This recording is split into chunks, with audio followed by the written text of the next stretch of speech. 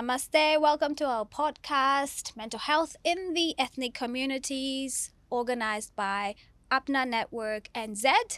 I'm Shirlene Prasad. I'm the practice leader for Asha Services, Asian Family Services. And today we have with us the lovely Anya Satyanand.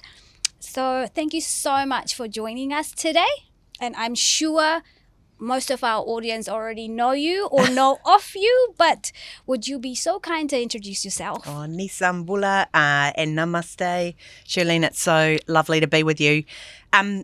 So I am the proud descendant of Girmitsia from both the north of India on my grandma's side and the south of India on my granddad's side. They arrived at the very beginning and the very end of the Girmitsia period, where people were brought to work on the sugarcane plantations in Fiji. So my grandma and granddad were both born in Fiji, and granddad came across here to go to school to Aotearoa, New Zealand, and grandma came over and joined him when they got married. And they had granddad was a GP and grandma was a karatani nurse, so they had a practice up on Ponsonby Road in the 50s and 60s, and then they moved that practice out to kind of East Auckland when my dad was a teenager. So, and my dad is Sir Anand Satyanand. My mum is Susan Satyanand. I am a recovering teacher. And a kind of erstwhile youth worker, but I've ended up working in the leadership development sector. I work for an organisation called Pūmanawa Kaiarahi Leadership New Zealand. We've got the privilege of working with some incredible leaders from our communities, from ethnic communities, and their leadership is simply breathtaking, actually. I have a big sister whose name is Tara. I have a little brother whose name is Rohan.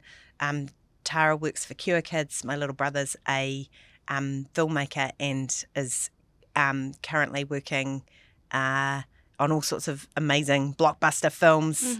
I've got 2 kids, Lola and Leilani. Oh. I think that's about it. That's probably enough on who I am. Great. Thank you. Thank you for telling us a little bit about your whakapapa. It's beautiful. Thank you. So tell me, what does well-being mean to you?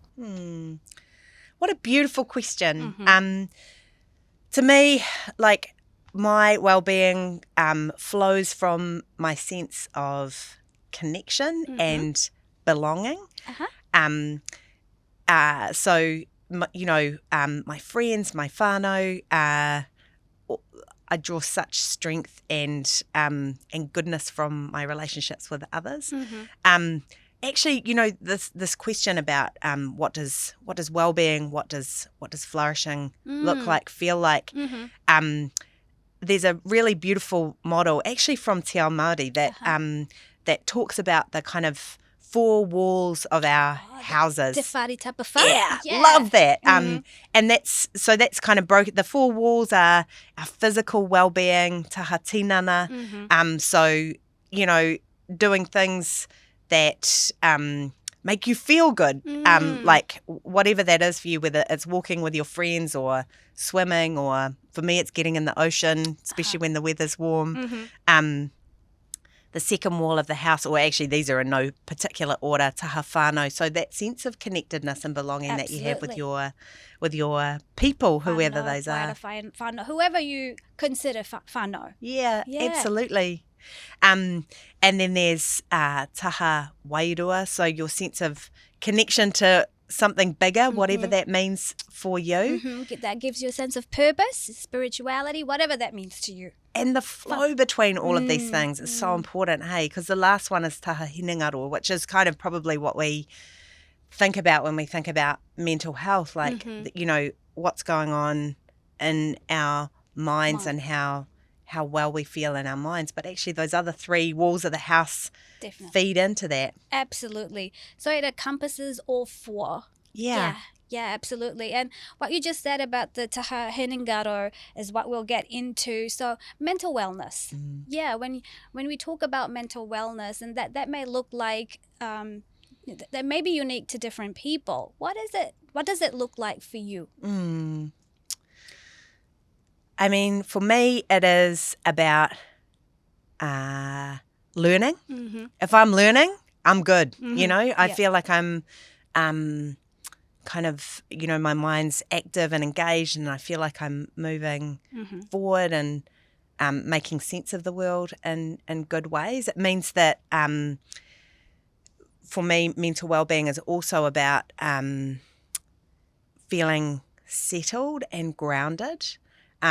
So much in the world at the moment which I think triggers anxiety or can trigger anxiety and panic and dread and all of these things that I think at one time or another over the last 3 years we've been given occasion to kind of really feel. And I know for me that, you know, over the last few years, that has been something that I've had to manage a lot more actively than I have in the past.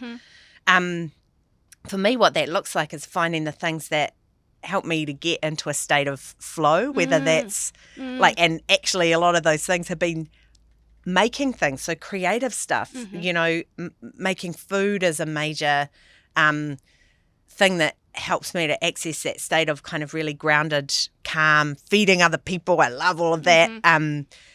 But also, you know, things like drawing and sewing and, you know, my daughter's actually an amazing teacher for me about this stuff because for her it's such a part of who she is. She's constantly drawing, she's constantly making stuff with her hands. And for me, that is such a powerful tool to kind of offset some of the anxiety that I think is just part of our everyday experience in the world right now with a global pandemic. And absolutely. Yeah, absolutely. You talk about COVID, and that in itself has, you know, brought about heaps of challenges, different for different people, but it's given us also an opportunity to actually recognize what's going on in the outside world, but also what's going on for us. I guess the important thing about mental unwellness is also recognizing that something's not right, and that may be quite because culturally we haven't grown up in a culture where mental health is talked about openly or normalized. Conversations about mental health is not normalized. So when we talk about mental health, mental wellness, what are some of the things that you do to look after your mental well-being? I mean, I think like physical activity is one thing that kind of gets me out of my head, which is the thing that, you know, like actually that's a really powerful tool. Our bodies help us to shift out of our mind, out of the loops that can be really unhelpful and can keep us trapped in feelings that are unhelpful. So we have that ruminating thought. Yeah. Well, I mean, I really, you know, that idea of kind of, we do sometimes get tangled up in, you know, it's probably hopelessly unscientific, but I think about neural pathways, you know, like that our thoughts actually have a tendency to track along well-worn paths. And when we get stuck in a loop, like whether it's negative self-talk or a kind of a set of beliefs about a situation that we're in. Yeah, those negative core beliefs kick in. Yeah, absolutely. So one thing that, like, you know, I notice, and I could do this a lot better, but getting out of your head and into your body, however you do that, can be incredibly helpful in busting out of those loops and entanglements that exist in our minds. Absolutely. And evidence-based, it's what we think largely determines how we feel and how we act. So if we get into that negative loop, it will then determine how we feel, how our emotions are impacted, which are normally negative, and then how we respond to that negative emotion. So like you said, what you do is doing something, you know, going out, going for physical workout. What is it that you do? I mean, I walk. You walk, which is great. Well, and the where matters, right? Because absolutely. Actually, for me, also, we've got I mean, this is the hilarious thing about COVID is that we've all become much more familiar with our neighbourhoods than we probably were at the beginning of all of those lockdowns that we had, especially here in Auckland.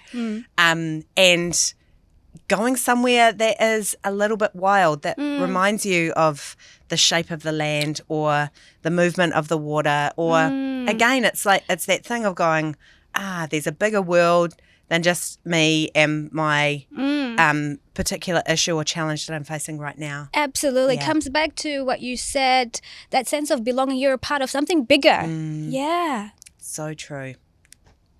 Yep. And you talked about food. Tell us more how that helps to, bring about your mental wellness. Yeah.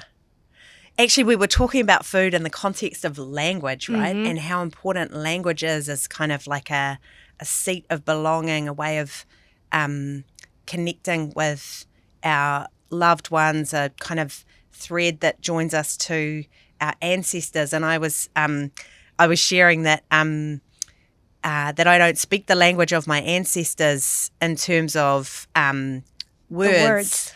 But I do speak the language of my ancestors in terms of food. So food for me, like I love to cook. I love to eat. I love to feed the people that I care about. And in our family, we have lots of love languages. And the principal one is dal, which we make for each other when anyone is returning home after a trip or visiting after a long time. Dal and rice is what I make for myself when I'm not feeling 100%. And it's a way of drawing like my grandmother into the room when I am in need of her, right? She passed away in 2006, sadly, but dal is a way that dal and food more generally is a way that I can bring my ancestors into the world alongside me in a supportive way and feel them with me. That's beautiful. And again, it comes down to, these things, what works for you. It may be different things for different people, but when we talk about strategies and, working to improve your mental well-being or just your overall well-being, then at times what stops people from taking action is that they feel overwhelmed because they feel there's something big they need to do to get out of that negative mindset, or and it just feels overwhelming. And, that's, at times it's understandable because it just feels like you've got, you're stuck in that, like you said, that loop, and you feel there's nothing you can do to get out of it, and doing anything just feels overwhelming. But you talked about the simple things, making dal and rice, and that makes you feel connected, that, you feel connected to your ancestors, you feel connected to your grandparents. It makes you feel good just having that food. Yeah. So what you feel like I talked about maybe our culture and how mental health is something that's not talked about. What do you think, in your experience growing up here in New Zealand, what are your experience around what stops South Asians from seeking support? I mean, one thing that feels of crucial importance is having culturally competent services, people. I've worked for years in the youth sector, and one thing that I know with all my heart is that young people who don't feel seen or heard by the health services that they connect with, often that can be an experience that means that they don't seek help for things that they really do need help for the, a decade following that experience of not feeling met in a way that their particular needs are understood. And for our South Asian young people, that is even more true. I am, in addition to being a proud descendant of Fijian Indian people, and on my mum's side, Pākehā, I'm also part of the rainbow community. And one thing that is evidenced from the experience of Rainbow New Zealanders is that health services have to take into account the kind of complexity and intersectionality of people's experience, so that Absolutely. if you are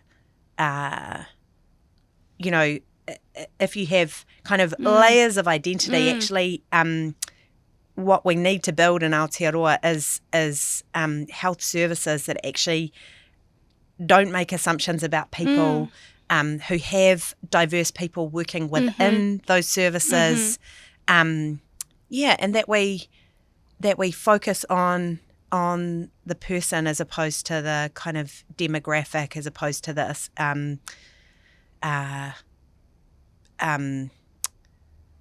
trying to think of the word, there's stigma as well attached to mental health, attached to... That's a key barrier, one of the key barriers to people not seeking support. And I think what's lovely that I can see is that our young people from South Asian communities, or ethnic communities more generally, from rainbow communities, they...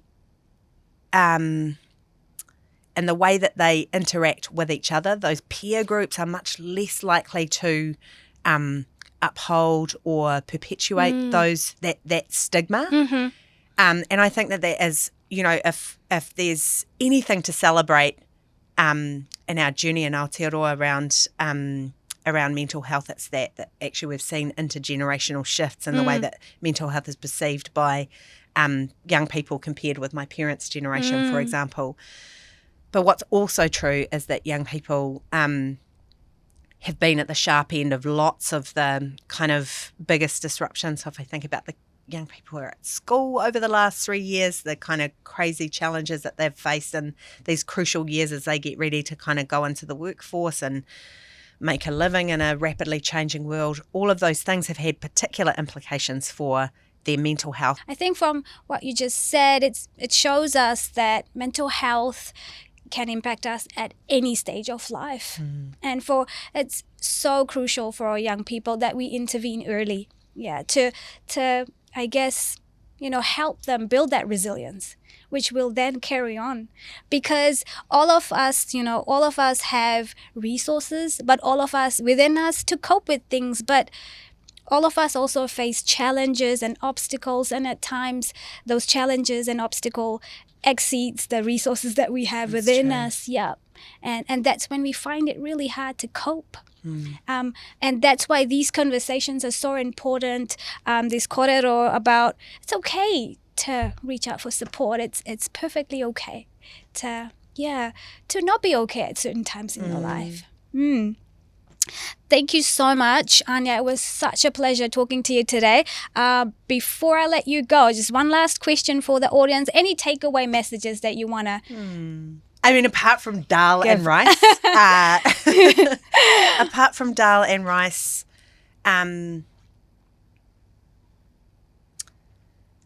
guess my message is around... there's two things really. One is I think that encouragement of seeking help and understanding what resources you can access. Like for me, actually, when I am really